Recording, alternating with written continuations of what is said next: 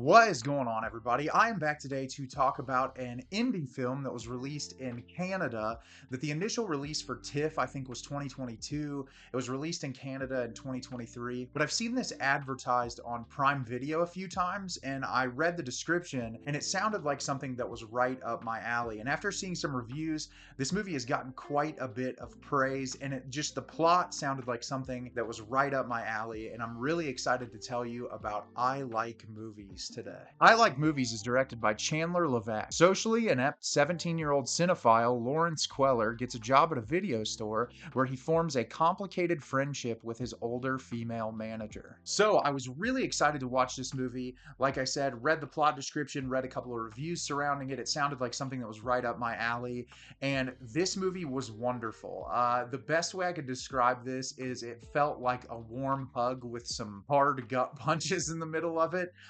This really is a movie created for people who love film and anyone who has had a very deep and profound love for cinema from a very young age. And I'm really excited to talk about this movie because the way that the lead character is depicted and just the people around him and his relationship to art, I think it's so true for so many people.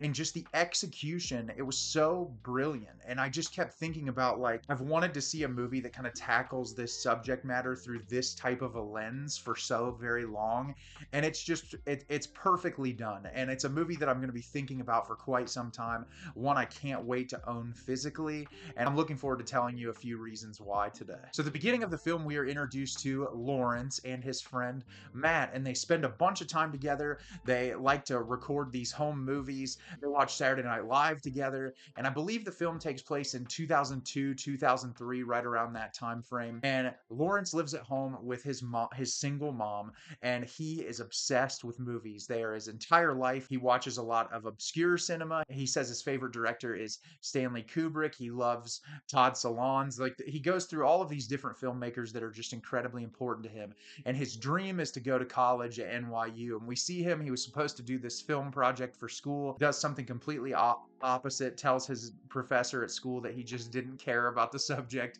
that he was talking about. And we see he's very full of himself. He thinks that he is better than everyone. He thinks that his opinion when it comes to film, that he's brighter than the people around him. And you can tell he's really solely hyper focused on just his own life and the goals that he wants, and kind of pushes everything else to the wayside, to where it begins to create tensions with him and his friend Matt. Well, at the same time, he decides, I want to get a job because I want to save up money to go to NYU.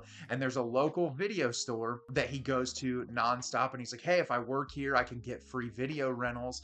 And he ends up getting a job there. And there's a very small staff. It's the manager and two other employees. And the manager, Alana, immediately takes to Lawrence. The two of them start to become pretty fast friends. She can kind of, it seems like she sees elements of herself in him from when she was growing up. And obviously the two of them butt heads. But the entirety of the film is watching Lawrence's character while he works at this video store, and the decisions that he makes and how it impacts the people around him. So like I said, I thought this movie was incredible. It was truly moving and beautiful, and I really thought that it hit the nail on the head when it comes to people and their relationship with film as an art form. For starters, I want to talk about the performances. From top down in this movie, every single performance is amazing. I feel like every character is so fully realized. They all have a very distinct personality. Even the characters that aren't in the movie for very long periods of time, they all do a really phenomenal job. Isaiah Lehtinen, who plays Lawrence, is fantastic in this movie. And what's interesting is when you read the reviews for this movie, some people gave it negative reviews because they say, wow, the lead is so unlikable. He's not a good person. He's a very unlikable guy. That is the entire point of the movie. He is not supposed to be a likable character. He has elements of him that are likable when it comes to, like, funny things that he says about movies or different parts of his personality, but he is mean. He does not act well around his mom. He doesn't treat his friends very well. He doesn't treat his coworkers well either. And the entirety of the film is a learning experience for this character to not be an asshole when they get out of high school, and that just because you have this passion and this love that defines you doesn't mean that you need to push everyone else away, or anyone else that has input about that medium or ideas for that medium, that your entire existence doesn't define this very specific thing. And I think his performance just speaks volumes to that idea. And I loved that so much about the performance and the character, because I think so many of us, I think about when I was younger, music was my first love before movies, but I developed really early on. And I had an incredibly pretentious taste when it comes to music and even in film early on growing up. And like, I still love art house movies. I still love a lot of obscure music, but I also like popular music. I like popular movies. I think you have to understand intent, and I think it's incredibly important to realize why specific art forms are created for specific purposes, and people like what they like for a reason. And this is someone in their younger years that hasn't really figured that out yet. And so they're learning based on their poor actions. And that's what I really liked about this character, and I thought that it was executed really well. The other actor that I really appreciated in this movie was Romina de Ugo, who plays Alana. She was incredible in this movie. Like, watching her and just seeing kind of her reaction to Lawrence in the store, and kind of getting information about her life before she worked at this video store, and like seeing this person who, very similar to this young 17-year-old, had this very fully realized dream of what they wanted to be. And when the reality sets in, it's not exactly what you'd hope for. And trying to help sort of ground this kid in the reality that, hey, this thing that you're pursuing so hard, although it might work out for you, there might be a chance that it's not exactly what you want.